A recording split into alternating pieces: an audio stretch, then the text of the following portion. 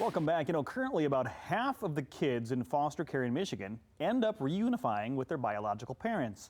June is Reunification Month, and we have Kristen from West Michigan Partnership for Children with us to talk about ways to bring even more families back together. Good morning, Kristen.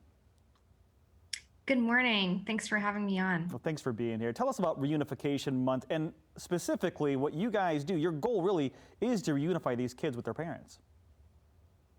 Absolutely. The goal of foster care is always to provide a safe and loving home temporarily while we work with families to address issues that led to the family separation and really work towards reunification. When safe and possible, our work is done best when we can bring families together.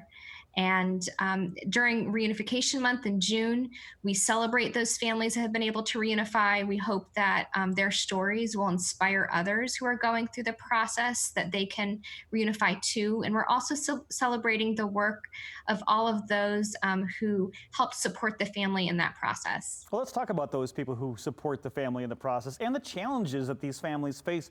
What are the barriers that keep people from reunifying?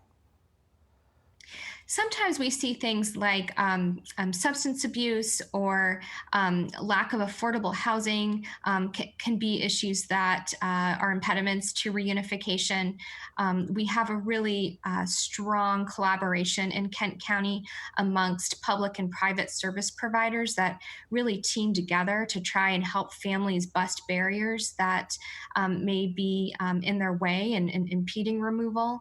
We work West Michigan Partnership for Children works collaboratively with the 5 private foster care case management agencies in Kent County. Those agencies are Bethany Christian Services, Catholic Charities West Michigan, Dave Blodgett St. John's, Samaritas, and Wellspring Lutheran Services. And our goal is really to identify what are the system barriers, how can we help add capacity and support, and what can we do to make sure that families are reunified safely. We are featuring stories this month of families who've been reunified on our Facebook page. We're following the journey of 3 different families each week. And so you can see more about those families and some of the challenges they faced and what led to their successes on our Facebook page. Yeah, that was something that I was going to ask you about. I see these inspirational videos on social media. Is there any one particular, I hate to put you on the spot, that may stand out or really touch your heart that was such one of those stories that you wanted to make sure everyone saw?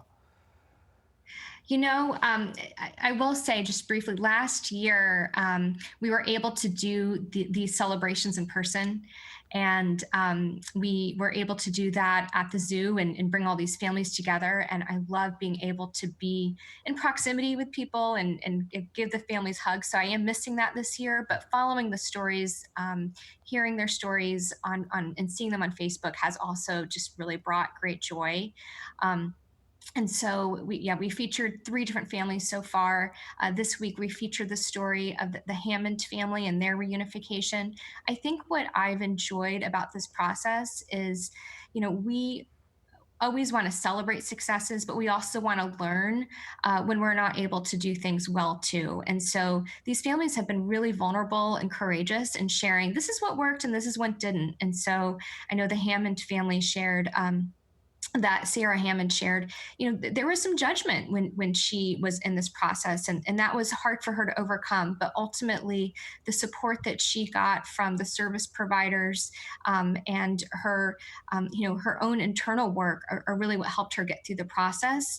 And that her ending message was this was a long journey, and I faced some adversity and some judgment along the way, but ultimately I walk away with feeling very supported and wanting to encourage other families to trust in the process and to tell them that they can do it successfully too. So I hope that other families who might be going through this look to these families for inspiration and for hope, and know that they have a whole team behind them, a whole community behind them, and that we are here cheerleading them through the process. And we also want to hear when we're not getting things right, because we want to be able to modify what we're doing and better serve them.